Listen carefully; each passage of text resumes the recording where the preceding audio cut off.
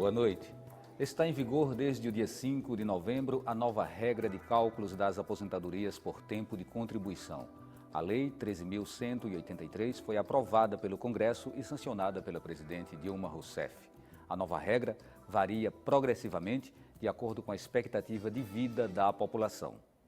Agora, as mulheres que completarem até 2018 85 anos e os homens 95, somando a idade com o tempo de contribuição, terão direito à aposentadoria integral.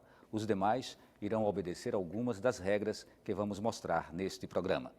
E para falar sobre os rumos da aposentadoria no Brasil, convidamos Luiz Henrique Romani, diretor de pesquisas sociais da Fundação Joaquim Nabuco, Paulo Perazzo, advogado previdenciário. Você pode participar do programa enviando suas perguntas ou a sua opinião para o e-mail opiniãotvu@gmail.com ou pelo telefone 21267958. Boa noite mais uma vez a vocês, sejam bem-vindos ao programa. Bem, alguns economistas estão falando que o rombo da Previdência deve chegar agora em 2015 em mais de 80 bilhões. Baseados em que eles trazem esses cálculos? O que tem de verdade e o que tem de interpretação nesses números? Vamos começar com você, Romani. A conta parece simples, que é exatamente a diferença entre o que arrecada e o que é pago pela Previdência. O que arrecada vem do que é descontado dos trabalhadores, e aqui nós estamos falando da Previdência dos trabalhadores civis, não dos trabalhadores do regime federal, que são dois regimes diferentes, né? E o que é pago pelo INSS na forma de aposentadorias.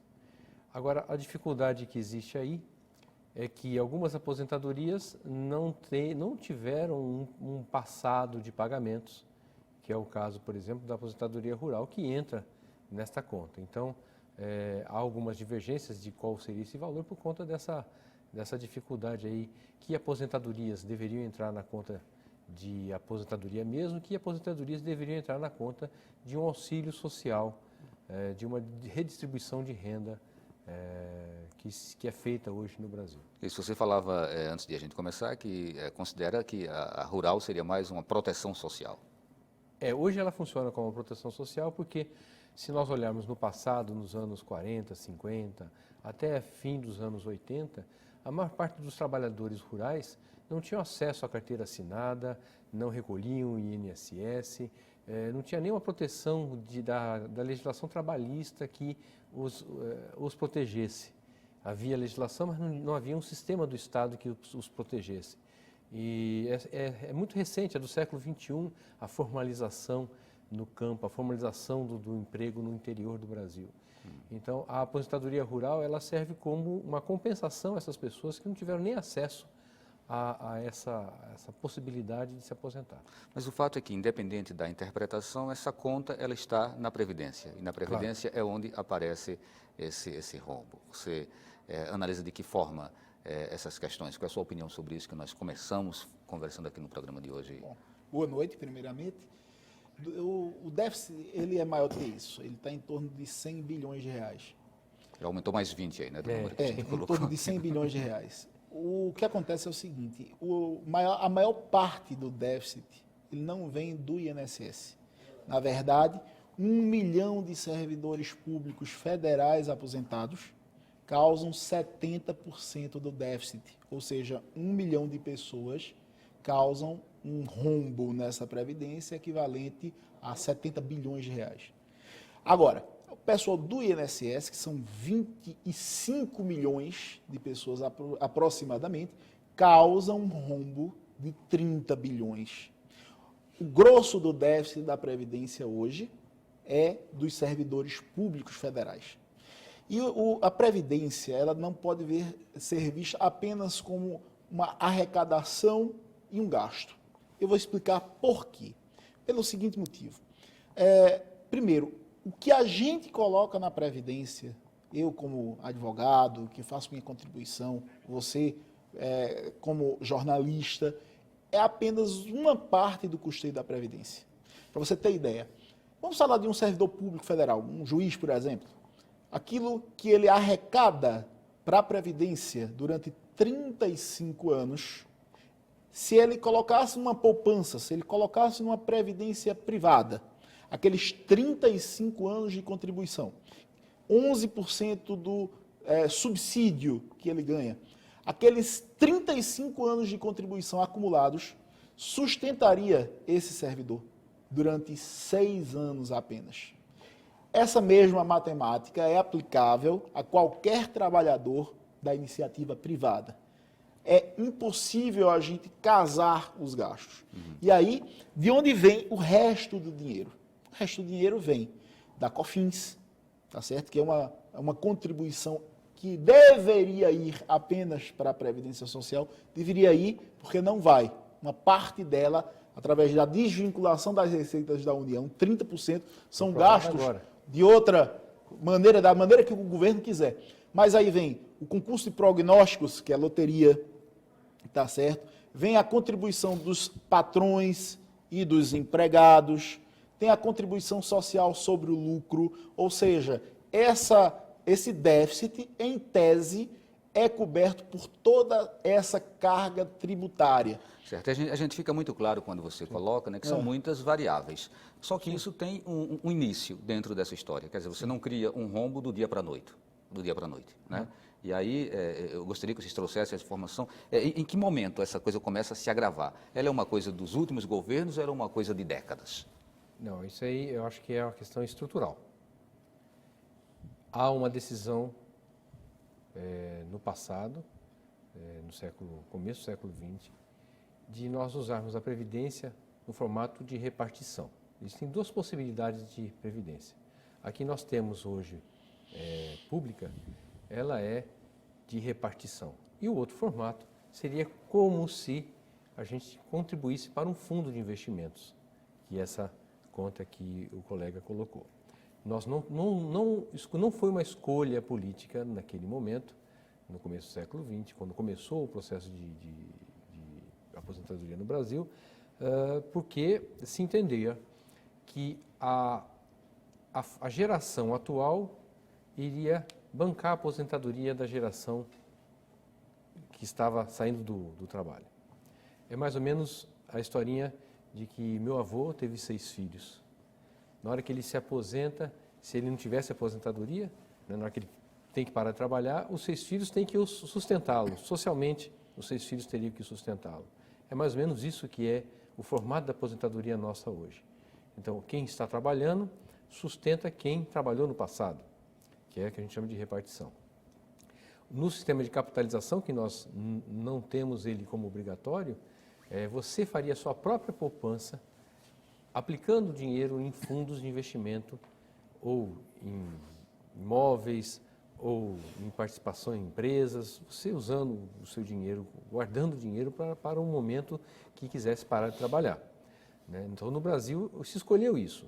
Ao se escolher isso, na hora que a população envelhece, na hora que o índice de natalidade diminui, começa a ter menos proporção de gente trabalhando em relação às pessoas que estão já deixaram o emprego. Então, nesse sentido, a tendência atual da população é aumentar esse rombo cada vez mais. Por quê? Estamos vivendo muitos e muitos anos mais, a expectativa de vida aumentou muito, a expectativa de vida da pessoa produtiva também aumentou por conta das tecnologias, o desgaste físico é muito menor hoje em dia, você consegue fazer atividades com o uso de computadores e outros auxílios que tornam mais longevo o trabalhador e, ao mesmo tempo, nascendo cada vez menos crianças. O Brasil já tem, em algumas regiões do Brasil, um índice de natalidade parecido com países da Europa. Então, isso aí acaba gerando essa tendência de um rombo cada vez maior se nós mantivermos essa escolha de repartição. Então, é meio um contrassenso esse controle da natalidade, né, que começou a ser tão incentivado, de certa forma, no Brasil e até circunstancialmente, por conta da condição socioeconômica das pessoas, foi diminuindo a quantidade de filhos. Né? As pessoas optaram por ter menos filhos. Isso acabou sendo ruim para o país, de certa forma, Perazzo? Olha, na verdade, o sistema, como ele é insustentável. Existe uma ciência, a ciência da atuária, que ele diz, olha, você precisa arrecadar tanto para poder gastar tanto. Isso é ciência pura.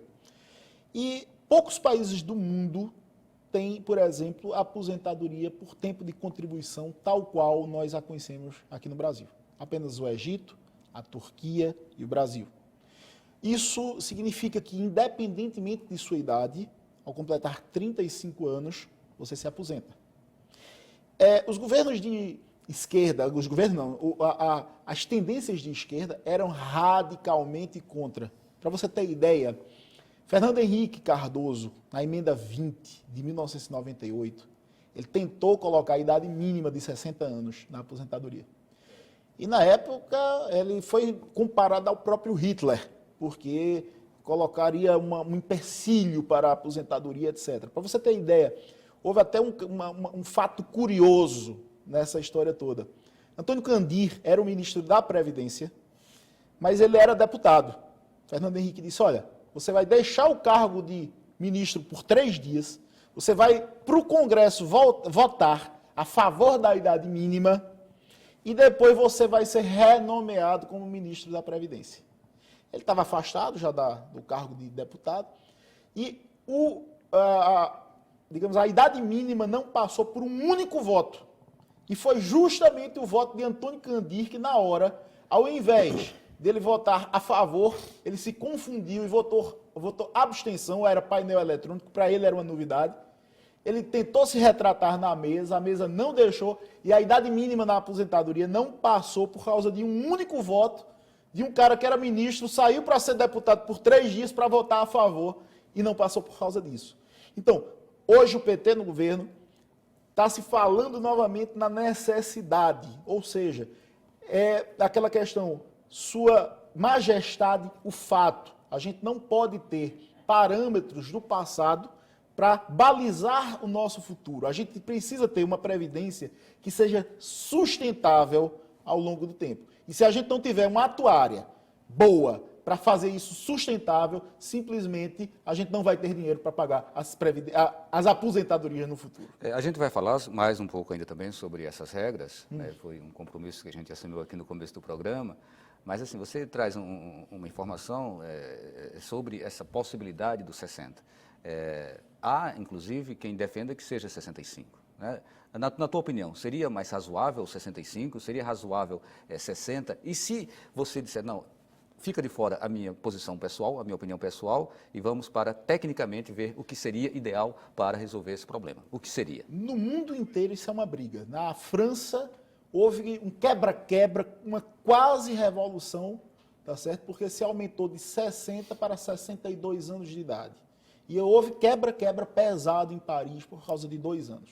A média na Europa é de 65 anos. É certo que lá as pessoas vivem mais do que no Brasil. Seria até uma injustiça você ter aqui uma expectativa menor de vida e você deixar as pessoas se aposentarem tão tarde.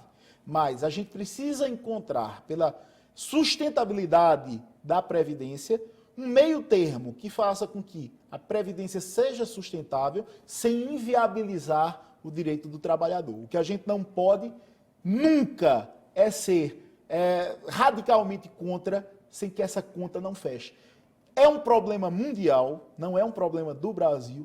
Todos os países do mundo, o calo se chama Previdência, e a gente precisa ver que na Europa, essas grandes vantagens que houveram na Europa tornaram o sistema insustentável, a ponto de alguns países, como Portugal, precisarem baixar 70% o valor dos benefícios para poder continuar pagando.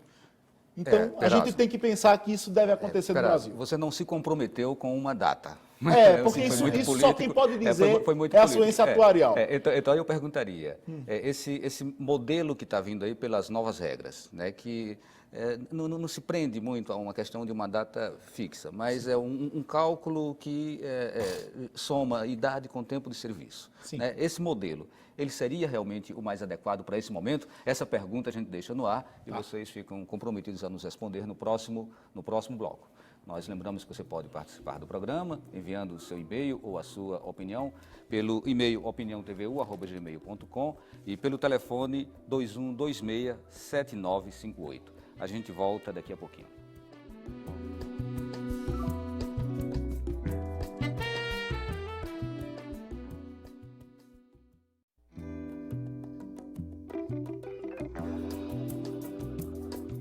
Estamos de volta com a Opinião Pernambuco, hoje com o tema Rumos da Aposentadoria no Brasil. E participam do programa Luiz Henrique Romani, diretor de Pesquisas Sociais da Fundação Joaquim Nabuco, Paulo Perazzo, advogado previdenciário.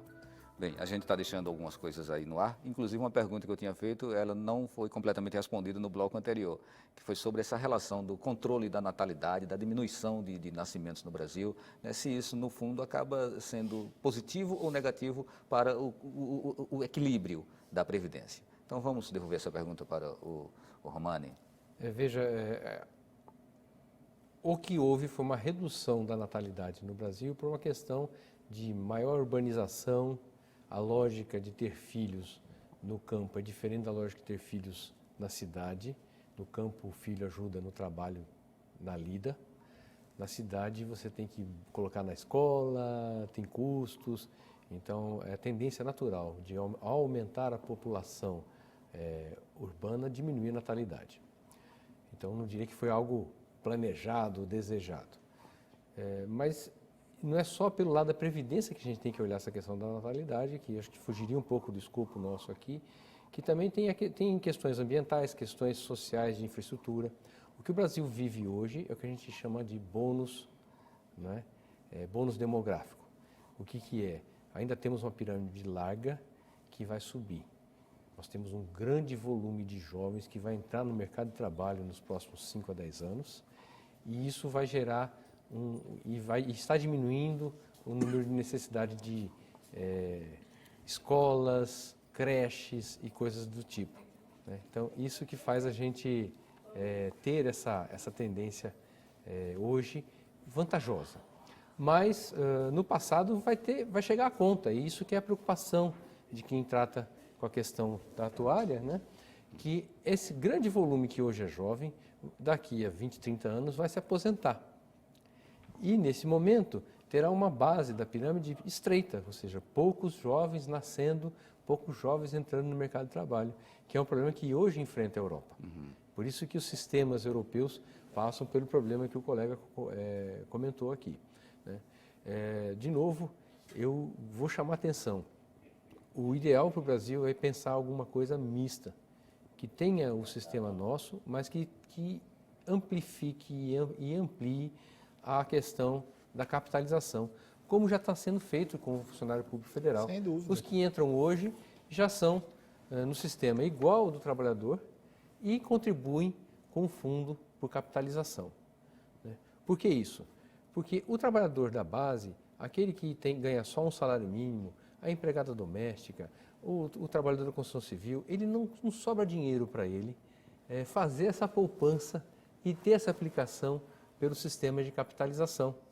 Então, um sistema misto seria muito mais adequado, porque a gente manteria uma proteção social à base, né, que não é a que gera tanto problema para a Previdência, e você diminui os encargos de manter o topo da renda, já que esse topo da renda tem condições de administrar essa poupança. Me parece que as novas regras para entrada no serviço público, elas já levam em consideração essa relação dupla, não é? Sim. Que já seria... Pelo seguinte, hoje o funcionário público, ele contribui obrigatoriamente até o limite de R$ 4.663,75. Acima disso, por exemplo, um cara que passa num concurso de promotor, se ele quiser manter na velhice aquele nível de renda que ele tinha na ativa, ele vai ter que fazer uma previdência complementar. Então, isso é uma ideia que é adotada mundialmente. Você garantir um mínimo, você garantir uma parcela. Além daquilo, você deve se esforçar do próprio bolso. E aí é uma tendência mundial que está se implantando aqui no Brasil. Certo, já temos algumas perguntas do público, mas vamos retomar aquilo também que a gente tinha deixado suspenso no primeiro bloco, quando falamos sobre as novas regras da aposentadoria. E aí, 85 para homens e 95 para as mulheres. Ou seja, a ideia é que até o dia 30 de dezembro de 2018 se mantenha essa regra. E depois começa a haver uma variação. Vai subindo. Né? Vai subindo, de tal forma que quem nascer a partir de 31 de dezembro de 2016, terá que somar 90 anos mulheres e 100 anos homens. 100 anos não, é 100 pontos. 100 pontos. 100 anos. 100 pontos, né? Que é a soma da idade com a soma do tempo de serviço, do tempo trabalhado. Quando a gente fala 90 anos, realmente tem gente que acha que é 90 anos de idade para se aposentar, por isso que eu até prefiro falar em pontos. Na verdade, tudo isso é porque a decisão política de colocar a idade mínima custa muito caro. Politicamente é um desastre. Quem ousou, digamos, tentar foi comparado a ditadores. Então, o custo político é enorme de você colocar uma idade mínima para aposentadoria. Quando você não faz o que tem de ser feito, então você vem sempre com soluções paliativas, tal qual o próprio fator previdenciário, e tal qual agora o fator 85/95. Quero dizer a você que está nos assistindo, para a gente deixar clara as regras, que é o seguinte: o fator 85/95 ele é facultativo, ele não é obrigatório. Olha, eu tenho apenas 35 anos de contribuição e eu só tenho 89 pontos, somando a minha idade com os 35 anos de contribuição, eu só tenho 89 pontos. Eu posso me aposentar? Pode. Sai perdendo, mas pode. Então, o fator previdenciário não acabou, ele continua valendo e se você quiser, não aguento mais ver a cara do meu chefe, eu não aguento mais ir no trabalho, eu estou de saco cheio da minha vida, eu quero sair hoje, eu tenho uns 35 anos, eu quero sair hoje, você sai, agora sai perdendo. Para as pessoas que não querem sofrer a influência do fator previdenciário, aí sim, elas precisam somar. Por exemplo, 60 pontos de idade, você teria que ter 60 anos, e 35 de contribuição. Então, você somando os 95 pontos, você ficaria livre do fator previdenciário. Apesar de que, se você quiser ir para casa de todo jeito, vai para casa de todo jeito. Nessa regra, você pode se aposentar, tipo com 55 anos também, não é? Pode, que é uma idade bem inferior. sim, Se você começou cedo na sua contribuição, você formou aí 35 pontos. Eu já vi muita mulher com 55. Então, você já teria fechado esses 90. Sim, eu já vi muita mulher se aposentando com 48 anos de idade. Por quê? Porque ela começou com 18 anos de idade, precisa trabalhar 30 anos, ou seja, 30 anos de contribuição, e com 48 anos de idade ela pode se aposentar. Não foram poucos os casos. Você acha que vamos continuar numa média muito baixa ainda, implantada esse modelo, né, essa base de cálculo que foi aprovado agora recentemente? O que eu estou sentindo no escritório é que há uma tendência das pessoas de não se aposentar esperando não ter a aplicação do fator previdenciário. Essa mulher de 48 anos, que eu acabei de falar aqui, eu tenho 30 anos de idade. Eu posso me aposentar, de idade não, desculpe, de tempo de serviço, posso me aposentar? Pode. Agora ela vai perder aí coisa de 50% do valor do benefício, porque a idade dela ela é muito jovem ainda para poder se aposentar. Mas o que eu estou vendo é que há uma tendência das pessoas ficarem mais tempo para não perder. Então, é no nível psicológico. Pelo menos, a pessoa tem duas opções. Sai mais cedo perdendo ou sai mais tarde ganhando. E aí é uma decisão pessoal. Se quer ficar mais tempo com os filhos, se não aguenta mais o patrão, cada um vai poder escolher as duas regras que lhes são oferecidas. Qual a sua opinião, Romani? A ideia do fator dessa soma é exatamente essa, fazer com que as pessoas posterguem a decisão até atingir essa soma de pontos, né? Foi por isso que foi instituído. Eu acho que vai depender muito da situação econômica e de comportamento do salário. Se você continuar tendo inflação alta, as pessoas vão postergar, até porque o benefício perde valor muito rapidamente.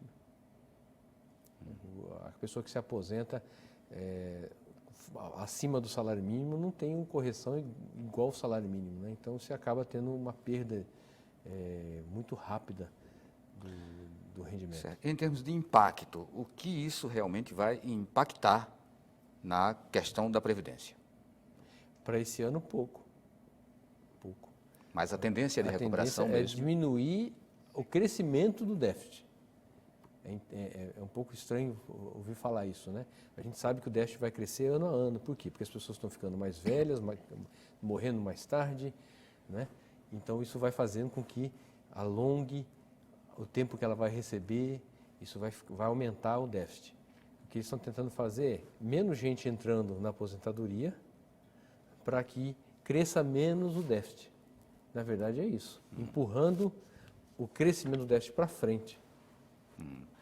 Tem uma pergunta aqui de Jonas Rocha, do Prado. Gostaria de saber dos convidados, com as novas regras, ainda existe o tempo mínimo de contribuição? Ele fala, eu tenho 36 anos de idade e 16 de trabalho com carteira assinada. E se optar pela aposentadoria agora, isso reduziria muito o meu benefício? Bom, sempre a mulher vai ter que ter pelo menos 30 anos de contribuição e o homem 35 anos de contribuição. Não adianta, por exemplo, ele ter mais idade, por exemplo, ter 70 anos de idade, tá certo? E 25 anos de contribuição. Ele não vai se aposentar. Pode até escolher uma outra modalidade, que seria uma aposentadoria por idade. Mas a aposentadoria clássica, a aposentadoria por tempo de contribuição, ela exige 35 anos do homem e 30 da mulher. Ou seja, esse requisito, 35 ou 30 mulher, vai ser sempre exigido.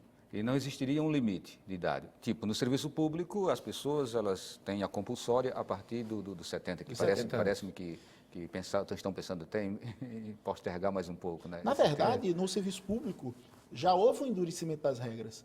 O fator 85/95, no serviço público, ele é obrigatório. Ele não é mais facultativo.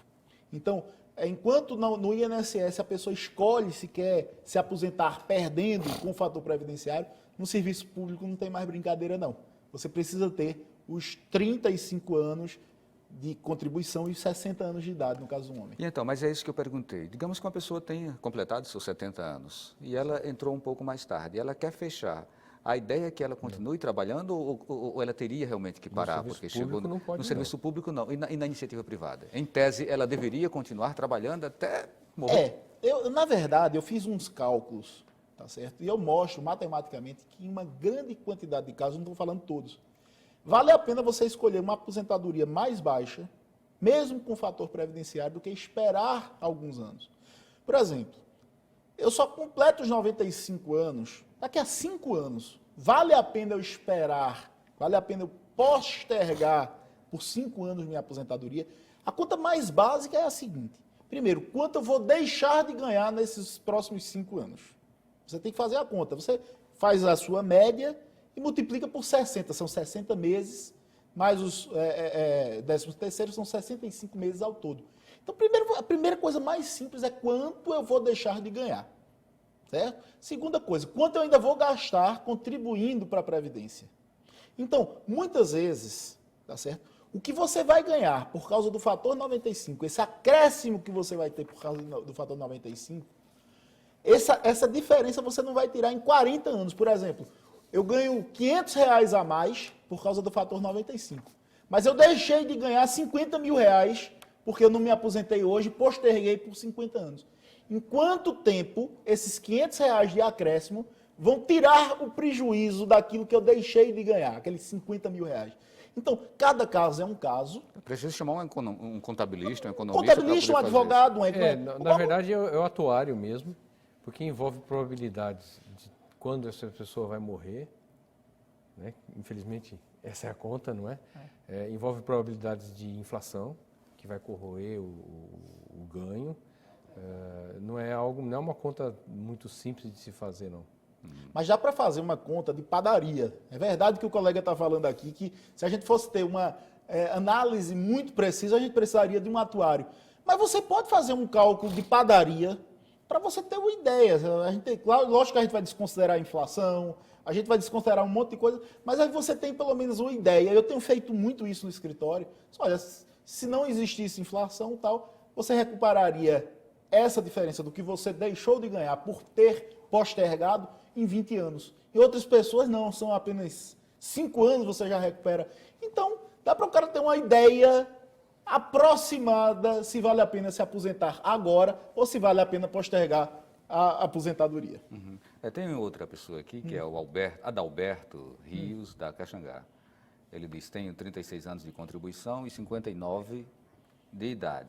Posso me aposentar em 2016 com o benefício integral ou ainda tenho que esperar algum tempo? Ou seja, ele tem 36 com 59, dá 95. 95, né? Em relação ao fator previdenciário, em que casos é ele mais vantajoso do que a nova fórmula? O fator previdenciário, na verdade, ele diminui e pode também aumentar o valor da aposentadoria. Na verdade, ele é o seguinte, se ele for igual a 1, ele não causa, nem aumenta, nem diminui. Se ele for menor do que 1, ele diminui a aposentadoria, e se ele for maior, 1,1, ele aumenta 10%, por exemplo. Então, em muitos casos, o fator previdenciário realmente aumenta. Agora, para ele aumentar o valor da sua aposentadoria, você tem que ter muito tempo de contribuição, ou muita idade, ou os dois juntos. Então, a presidente Dilma fez uma pegadinha nessa lei que você acabou de falar, pelo seguinte motivo. Esse fator 95 ele é progressivo, a ponto que em 2025 você vai precisar de 100 pontos para o homem e 95 pontos para a mulher. Lógico que vai mudar muita coisa, expectativa de vida, tábua de expectativa de vida, aquela coisa toda. Mas hoje, um homem com 100 pontos, era preferível ele se aposentar com o fator previdenciário. Por quê? Porque o fator previdenciário não diminuiria o valor do benefício, e sim aumentaria o valor do benefício. Ou seja, com 95 pontos, vale a pena, tá certo? Haveria vantagem econômica. Com 100 pontos, que é o que vai ser no futuro, é melhor o cara escolher o fator previdenciário. Portanto, é necessário sempre a ajuda de um profissional. Ok, vamos para o próximo intervalo. Lembrando que você pode participar do programa e a gente fica ainda aguardando aqui a sua participação. Até já.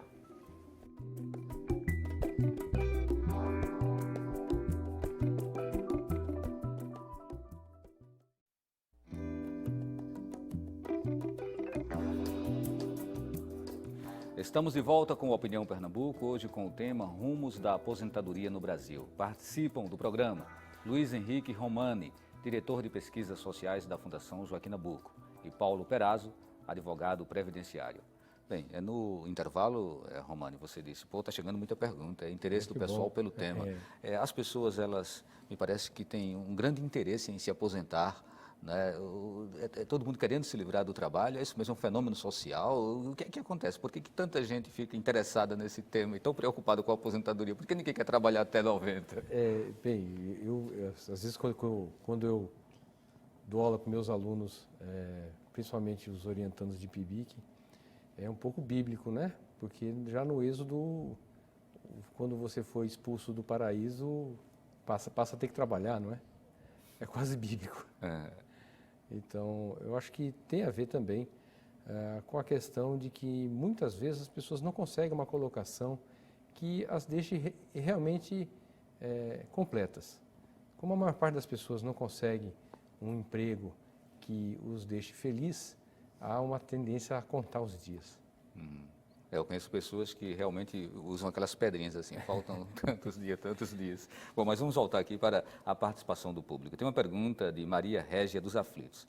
Ela fala, contribuí com a Previdência por 30 anos, mas ainda tenho 49 de idade. Quando vou poder me aposentar com as novas regras? Ou seja, ela tem 69, é isso? 79. Bom, se ela não aguentar mais a cara do patrão, se ela tiver com essas pedrinhas contando os dias para a aposentadoria, existe a opção dela poder se aposentar hoje. Agora, sai perdendo, como eu falei. Eu já vi muita gente se aposentando com 48 anos de idade. É o caso que eu acabei de falar, ela tem 49 anos de idade. É muito difícil que as pessoas queiram perder, né? Nesse momento é muito difícil. Então, assim, é melhor a gente pensar mesmo, falta quanto tempo. A regrinha de ouro é o seguinte, a cada ano você ganha 2 pontos, certo? Por quê? Você tem mais um ano de vida e você tem mais um ano de trabalho. Então, quantos anos ela tem, professor? Ela tem 30 anos de previdência, de contribuição e 49 de idade. 79, ou seja, ela precisa de 85 pontos. 79. Então, em um ano ela ganha mais 2 pontos, em 2 anos ela ganha mais 4, em 3 anos ela ganha mais 6 pontos. Já está se aposentando. Já dá para ela se aposentar. Ou seja, em 3 anos, por essa nova fórmula de cálculo, ela consegue se aposentar sem a perda do fator previdenciário. E ao mesmo tempo em que algumas pessoas querem se aposentar, outras querem voltar a trabalhar, né? Então, inclusive a desaposentadoria ou desaposentação não entrou agora nessa votação das regras, né? Não entrou nesse pacote aí. O que seria, né, para o público que está em casa, essa desaposentadoria? Muitas vezes é comum que as pessoas se aposentem, mas continuem no mercado de trabalho.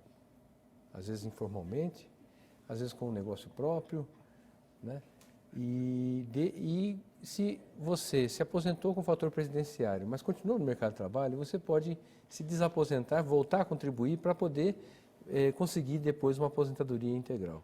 Eu acho que é o caso do Berenguer, só para inseri-lo aqui. Ele falou uma pessoa que já se aposentou, continua trabalhando e contribuindo para o INSS. Ela pode ter uma revisão no valor da sua aposentadoria? É algo parecido com isso, mas aí eu já vou deixar para o colega que é especialista nisso.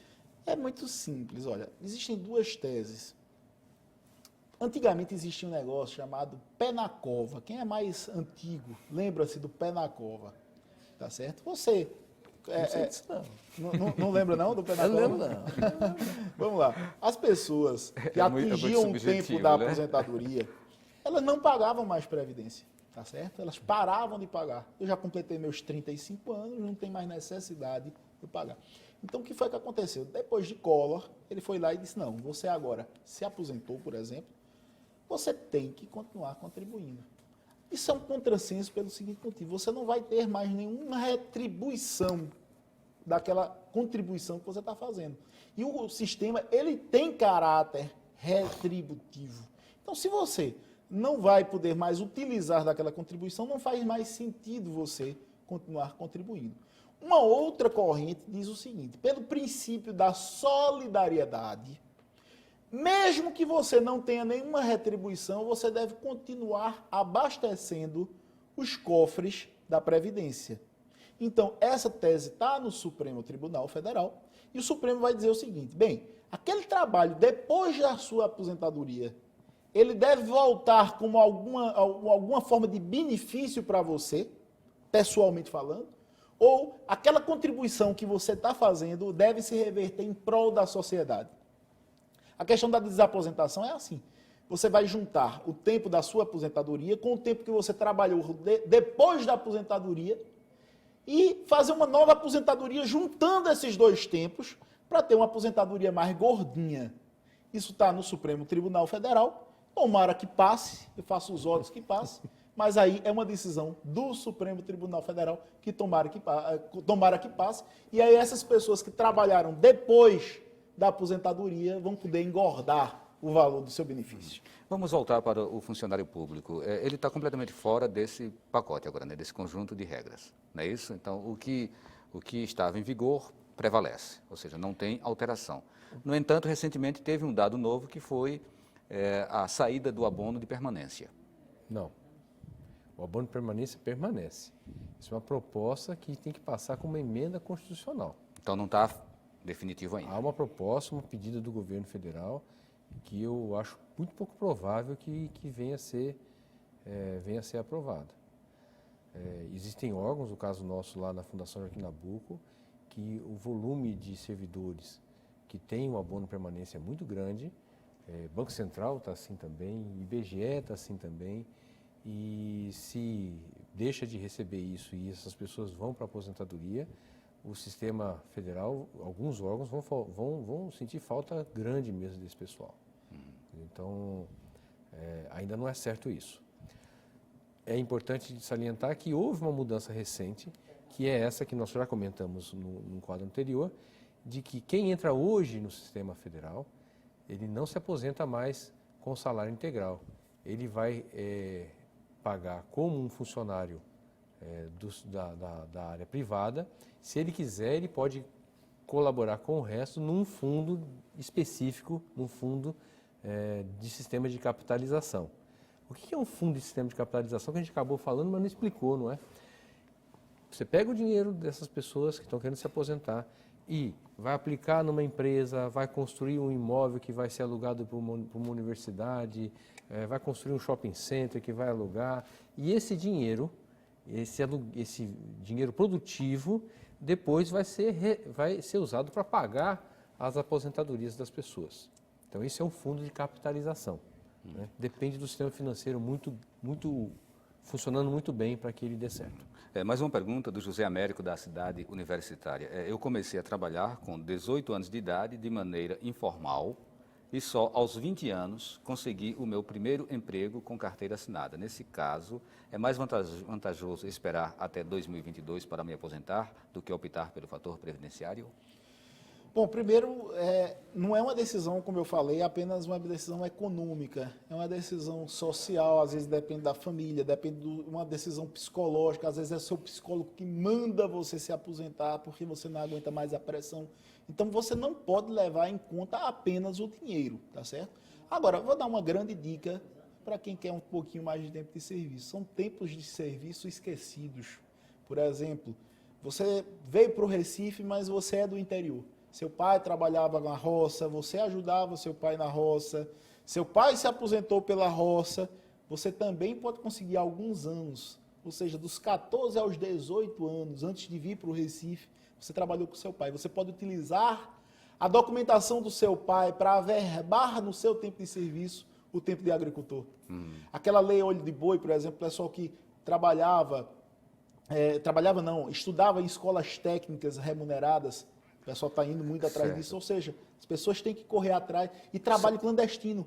Eu trabalhei clandestinamente numa empresa e hoje você pode entrar com uma ação declaratória, pegar algumas testemunhas, mostrar que você trabalhou clandestino naquela empresa lá atrás, consegue mais 5 anos e aí consegue a tão sonhada aposentadoria. É um movimento que a gente vê crescentemente. O caminho é procurar quem? Rapidinho, que a gente tem uma pergunta ainda e só faltam 2 minutos. Olha, você primeiro procure o INSS ou seu advogado de confiança. Eu acho que sempre deve passar pelo seu advogado de confiança. Ok. Marlene Silva, do IPSEB. Sou mulher, tenho 55 anos, mas trabalhei por 25. 55 mais 25. Chegamos em 80, não é isso? Sim. Em que ano posso me aposentar sem o risco de perder o benefício integral? Bom, de todo jeito ela precisa trabalhar mais 5 anos, que ela tem que ter pelo menos 30 anos. Então, ela quando completar 30 anos, ela vai ter 60 anos de idade, vai ter os 30 de contribuição, já vai estar passando... Precisa de 85 pontos, ela já vai ter 90 pontos. De todo jeito, ela vai ter que esperar 5 anos. Certo. 1 minuto para dividir aqui para os dois nas considerações finais. Veja, eu acho que a questão da aposentadoria é muito quente e nós tocamos muito rápido. Eu acho que é importante as pessoas também pensarem nisso. O que eu vou fazer depois de aposentado, que ainda é um tema pouco trabalhado e que caberia aqui para psicólogos e terapeutas ocupacionais que trabalhem uma noite toda. Você não se sente nessa mesa também, não? Né? Não. Tá certo. E minha palavra final é o seguinte, o dia que você escolhe para se aposentar é importante. Portanto, se você se sente inseguro, Recife tem grandes advogados, procure o seu advogado de confiança e na fase preparatória, antes mesmo de fazer o requerimento, vá lá, veja até o melhor dia para você se aposentar. Tem isso. Então procure, faça os seus cálculos e só dê entrada quando você realmente souber o que é mais vantajoso para você. Ok, muito obrigado a vocês, obrigado a vocês de casa que mandaram perguntas ou que ficaram aí acompanhando essa nossa reflexão sobre os rumos da aposentadoria no Brasil. Boa noite e até um próximo programa.